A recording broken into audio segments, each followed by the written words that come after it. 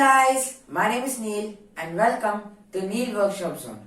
So in this episode, we're going to be learning about the types of databases. So I've actually made a previous video in which I talked about what is a database, what is data, what is database management system, DBMS, and what is the architecture. So if you haven't checked it out, link is in the description. Now we're going to be talking about the types of databases.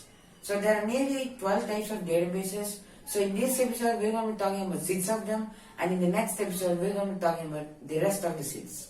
So, without any further ado, let's get into it.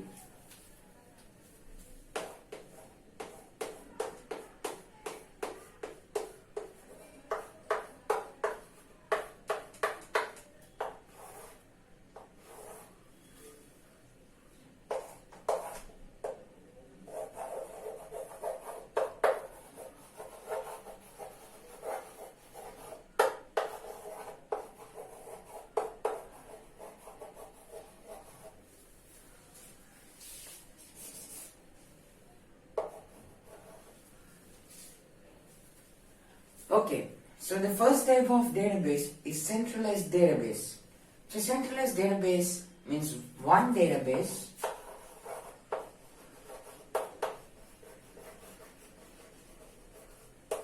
plus many users.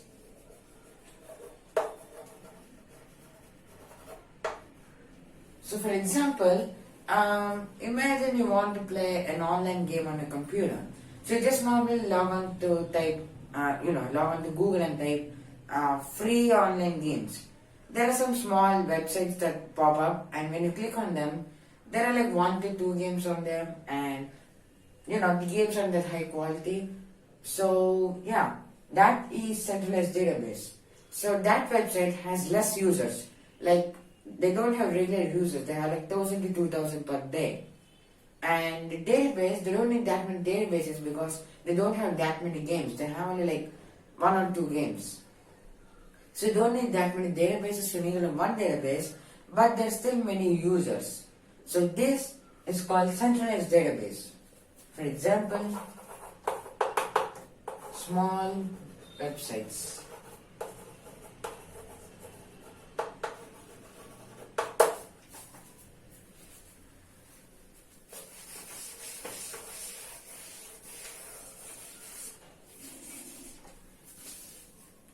Okay, so now we're going to learn about the second type of database.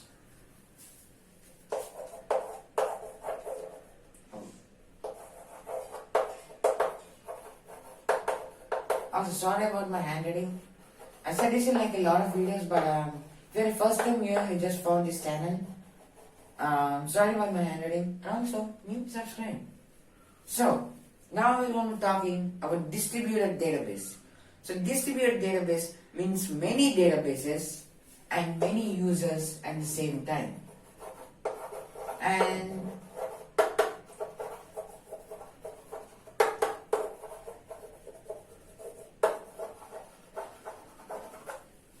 now the example is very easy. So the example is Google, because they have like multiple databases because there are like a lot of users. Or for example YouTube, because over 500 million hours of worth content is uploaded to YouTube every hour or a minute, which is crazy.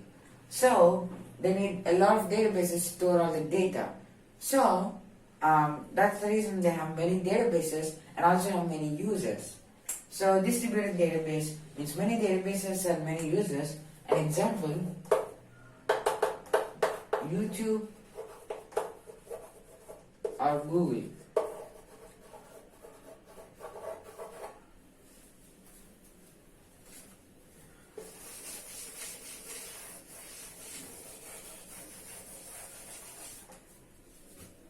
So now let's talk about the third type of database, personal database.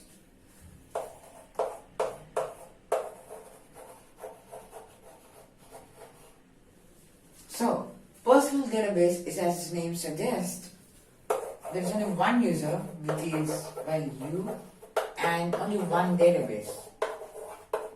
So, for example, imagine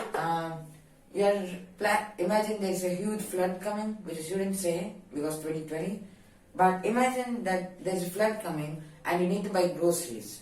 So you want to plan out that how many groceries you want to eat per day, or to make it last for the month. So you make a small database for yourself, just to see how much quantity is used, how much quantity of oil is used and stuff.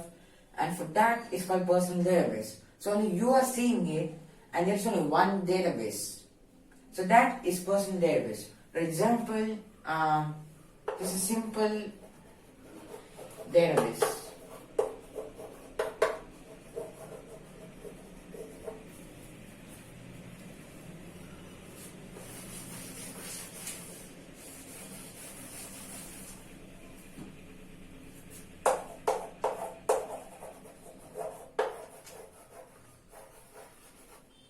So now let's talk about end user database.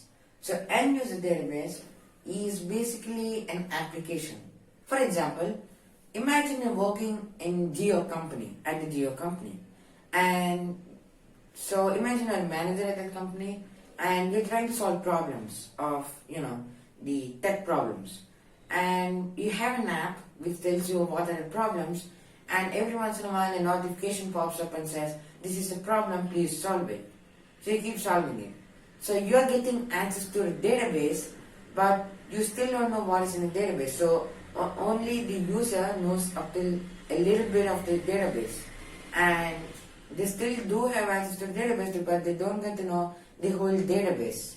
So that is called end user database. Now you may be having a doubt that if this is the case, then what about like the game databases? Well, they are also considered to be end user databases, but when you're playing a local game in your computer, it doesn't consider to be end user database, because even though you can say database, if you just open up the folder of the database and just check it, you will find the database. So it's not an end user database. So it means example applications.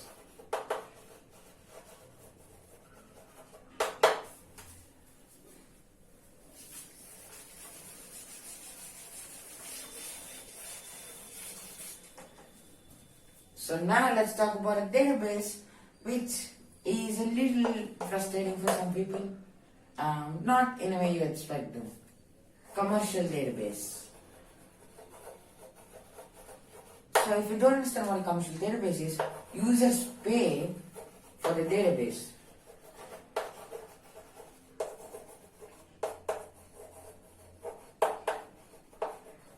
For example, let me tell you a fun fact which also tells you, about the commercial database. So, did you ever wonder when you open your Gmail where you find messages of like Google and Swiggy saying, hey, have you checked out a new app or anything? And sometimes you just close it and just move on. But have you ever wondered why you get it, even though you didn't give your Gmail address or your mobile number to them? That is commercial database. So there are this set of databases which contain like a lot of people's Gmail addresses and names and numbers. So some people buy those databases to send messages and to advertise. So that is commercial database. Hope you enjoyed the video. If you did, don't forget to like, share, subscribe, hit the notification bell so don't miss out any new videos. And that's all folks, and I'll see you in the next one. Bye bye.